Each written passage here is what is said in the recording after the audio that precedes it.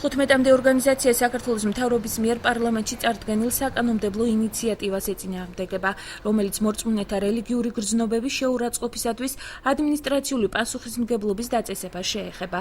საზოგადოებრივი ორგანიზაციები თვლიან, რომ ეს ცვლილება ადამიანის კონსტიტუციურ უფლებას ღუდავს და გამოხატვის თავისუფლებას ეწინააღმდეგება. აღნიშნულ ინიციატივასთან დაკავშირებით საკუთარ მოსაზრებებზე საუბრობს გაეროს განვითარების ფონდის აღმასრულებელი დირექტორი, რომელიც აღნიშნულს საფრთხის შემცველად თვლის. თამარ ხურბალაძე აცხადებს, რომ მსგავსი აკრძალვა ტოტალიტარიზმისაგან გადადგმული ნაბიჯია, რაც დემოკრატიული საზოგადოების განვითარების პროცესში აფერხებს.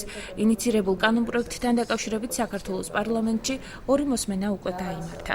შორისო გამჭვირვალობა საქართველომ მკაფიოდ გამოხატა თავისი პოზიცია და ხელი მოაწერა სხვა არასამთავრობო ორგანიზაციებთან ერთად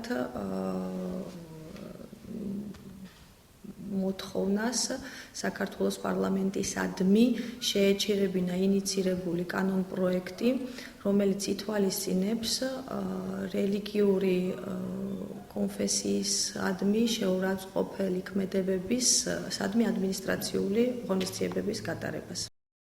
საკმაოდ დიდი საფრთხის შემცველი ინიციატივა სიტყვის თავისუფლებისა და გამოხატვის თავისუფლების წინააღმდეგ, იმიტომ რომ რელიგიური გრძნობების შეურაცხყოფისთვის სასჯელი საკმაოდ გაუგებარი და ბუნდოვანი და მრავალნაირი ინტერპრეტაციის მომტანი შეიძლება იყოს. რელიგიური გრძნობების შეურაცხყოფად ვიღაცამ შეიძლება აღიქვას ის, რომ მე გამოვდივარ ქუჩაში და ჩემ უფლებაც ვიცავ. მაგალითად 17 მაისს ის ადამიანები, ვინც ჯოხებით გამოვიდნენ ხელში და ვინც ფაქტობრივად ხელი შეუშალა გამოხატვის თავისუფლებას გარკვეული ჯგუფისას, იყვნენ ადამიანები, რომლებსაც მიაჩნდათ, რომ მათი რელიგიური გრძნობები შეურაცხყოფილი იყო ამ ადამიანების მიერ საკუთარი უფლების გამოხატვით.